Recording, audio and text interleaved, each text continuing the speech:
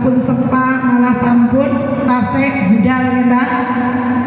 Walaupun kita dituntun dengan anak itu luar biasa, yang nuntun mendapat pahala, yang dituntun apalagi. Amin Allahumma amin. Makanya Bu bersemangat ketika ada kita mendengar undangan pengajian, maka ibu-ibu harus semangat ikut serta.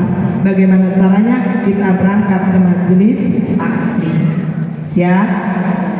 Siap? Tadi saya mengatakan sehat walafiat, Bu.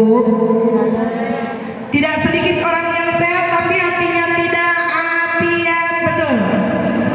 Orang gagah, ngojek padi 2 karung 1 motor, enten napa motor ngriki. Tapi wayah sholat ongil, leres. Itu namanya sehat walafiat. Ibu-ibu tandur 1